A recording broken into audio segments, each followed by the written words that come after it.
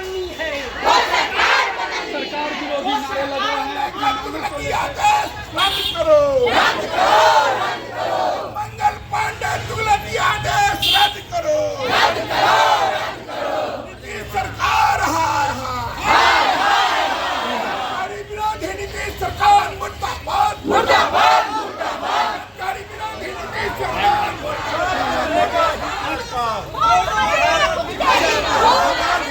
होश में आओ,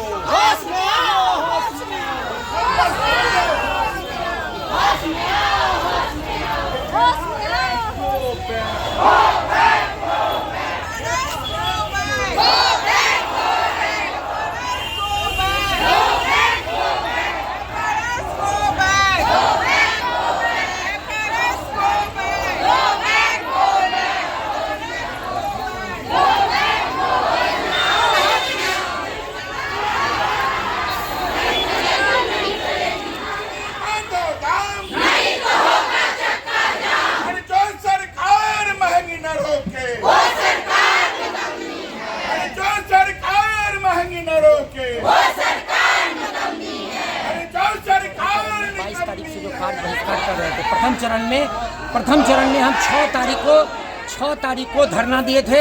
उसके माध्यम से हम लोगों ने सरकार को अपना मेमोरेंडम दिया था। फिर 8 तारीख से 12 तारीख तक हम लोगों ने काला बिल्ला लगाया।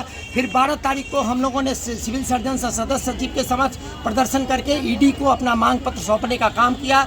फिर 18 तारीख को हम लोगों का राज्य स्तरीय पटना में जो है प्रदर्शन हुआ और उसके बाद भी सरकार के कानों पर जू नहीं रहेंगी तो 22 तारीख से हम लोगों ने कार्य बहिष्कार का हमारी राज्य कमेटी ने निर्णय लिया, जिसके तहत हम लोग कार्य बहिष्कार पर हैं। और हम लोग आज जो है सिविल सर्जन के माध्यम से हम सरकार के अपर सचिव स्वास्थ्य विभाग अपर सचिव को अपने मांग पत्र सौंपकर हम लोग जो है अपनी मांगों के समर्थन में उनसे अनुरोध कर रहे हैं कि हमारी जो ज्वलंत समस्याएं FRS जो हमारा कहना है कि हमारी तमाम स्वास्थ्य उपकेंद्र एडिशनल PHC सड़क से मुख्य मार्ग से लगभग 5 किलोमीटर 7 किलोमीटर की दूरी पर है, जहां पर आने जाने की कोई सुविधा नहीं है। स्वास्थ्य उपकेंद्रों पर कोई बुनियादी सुविधाएं नहीं है, न नेट है, न शौचालय है, न आवास है, न पीने के पानी की व्यवस्था है।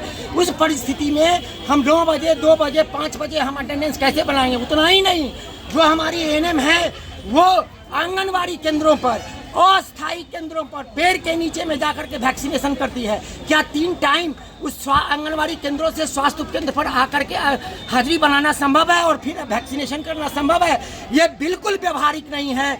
जब तक बुनियादी सुविधाएं स्वास्थ्य केंद्रों पर उपलब्ध नहीं होती है तब तक सरकार को हम अनुरोध करते हैं कि FRS को वापस ले, समान काम के बदले समान वेतन दे, सभी की नौकरी अस्थायी करें। यदि सरकार हमारी मांगों पर सहानुभूति पर पूर्वक विचार नहीं करती है तो हम राज्य के तमाम स्वास्थ्य कर्मी जो नियमित हैं, संविदा हैं, सभी तरह के कार्यों का बहिष्कार करने के लिए विवश होंगे। इसकी सारी जवाबदेही स्वास्थ्य प्रशासन की होगी, राज्य सरकार की होगी। क्या नाम है? राजीव रंजन, जिला मंत्री चिकित्सा से कार्मिक आंदोलन कर रहे हैं, सरकार का ध्यान आकृष्ट कर रहे हैं। प्रथम चरण में हम लोगों ने CS के यहाँ प्रदर्शन किया, मेमोरेंडम सरकार को सुपुर्द किया, फिर उसके बाद काला बिल्ला लगाया और काला बिल्ला लगाने के बाद जब सरकार का ध्यान इधर नहीं आया तो फिर हम लोगों ने बाध्य होकर के 22 तारीख को जितने भी हमारे HM कर्मी हैं, संविदा कर्मी हैं, वो तमाम लोग आंदोलन में चले गए।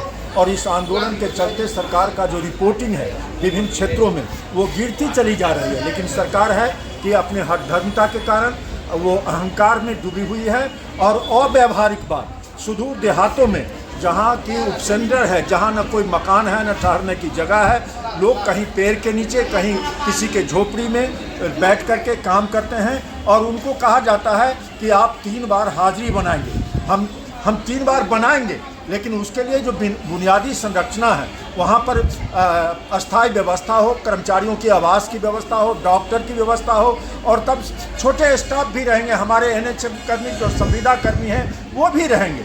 लेकिन आज हालात यह है कि कोई भी व्यवस्था सुदूर क्षेत्रों में नहीं है और लोग असुरक्षित हैं। कुछ क्षेत्र ऐसे हैं समस्तीपुर में जो आप लोग भी जानते हैं, चाहे वो बिथान के अंदर हो या मोहनपुर के अंदर हो।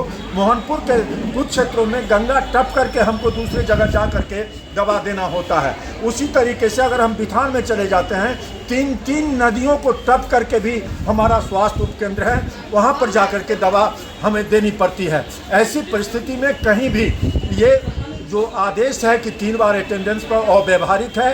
जब तक कि सभी जगह मूलभूत संरचना का निर्माण नहीं हो जाता है, हम सरकार से विनम्र अनुरोध करते हैं इस आदेश पर पुनर्विचार करें और ये आदेश वापस ले। दूसरी ओर इस सुप्रीम कोर्ट का फैसला है कि समान काम के लिए समान वेतन दिया जाएगा। एक तरफ 50,000 का ANM, दूसरे तरफ 11,000 और 15,000 का हमारा ANM, और काम दोनों एक ही करते हैं। इसलिए हम सरकार से अपील करते हैं कि ये समान काम के लिए समान वेतन दें। वो हमारे जो NRHM कर्मी हैं उनका कई महीनों का वेतन बकाया है, उस वेतन का भुगतान किया जाए। साथ साथ जो हमारे कर्मचारी हैं उनकी सेवा अस्थायी किया जाए। इन सभी सवालों को लेकर के हम लोग आंदोलन में हैं। और अगर सरकार 9 तारीख को पुनः हम जिला में कलेक्टर जो इस स्वास्थ्य समिति के अध्यक्ष होते हैं उनके माध्यम से भी सरकार को हम संलेख समर्पित करेंगे, और 9 तारीख को जिला पदाधिकारी के समक्ष भी हमारा इसी तरह से इससे भी बड़ी कार्रवाई होगी और हम जिला पदाधिकारी के माध्यम से सरकार को मेमोरेंडम देंगे। अगर सरकार उसके बाद भी नहीं जगती है तो हमारी स्टेट कमेटी बैठ करके बिहार चिकित्सा एवं जन स्वास्थ्य कर्मचारी संघ जितने भी हमारे कर्मचारी हैं आंदोलन में जा सकते हैं। आने वाले दिनों में तमाम स्वास्थ्य व्यवस्था पूरी तरह से ठप हो जाएगी। इसकी सारी जवाबदेही स्वास्थ्य विभाग और माननीय मंत्री मंगल पांडे जी का होगा। क्या नाम है?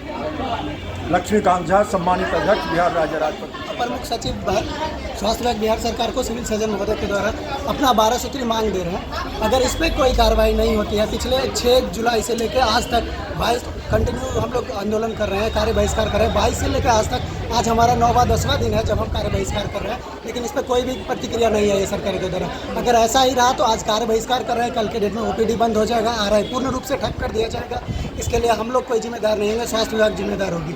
अगर सरकार, आप बहुत सारा हमारे मांग पत्र में देखेंगे कि बहुत सारे यहाँ वेतन वृद्धि की गई थी, उसमें विसंगति थी। CHO के कैडर बनने के लिए गवर्नमेंट ऑफ इंडिया की जो भारत सरकार परिवार कल्याण विभाग द्वारा एक लेटर दिया गया था 29 अगस्त 2022 को, उसके द्वारा CHO का कैडर निर्माण करना था। उस कैडर निर्माण से बिहार सरकार की जो रैंकिंग होती है स्वास्थ्य की, उसमें 10 नंबर सरकार को मिल जाती, लेकिन वो फिर भी नहीं कर रही है।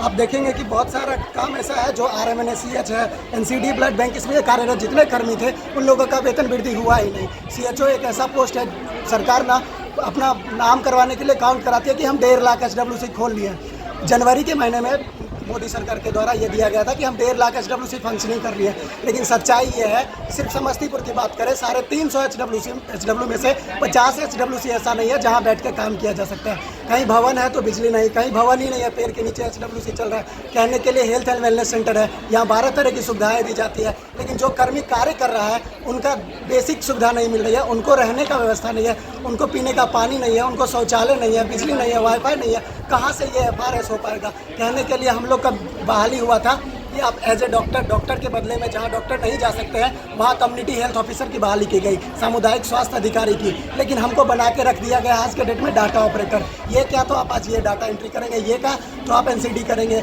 बस डाटा एंट्री करना है। अभी बहुत जिले में देखेंगे कि CHO से आयुष्मान कार्ड बनवाया जा रहा है, जबकि आप सभी जानते हैं कार्ड बनाने के लिए डाटा ऑपरेटर है, जो जन वितरण प्रणाली है उनके द्वारा बनाया जाना था। तो CHO को इस कार्य में क्यों लिया जाता है? अगर उस कार्य में लिया जाता है तो उसके जिम्मेदार कौन होंगे?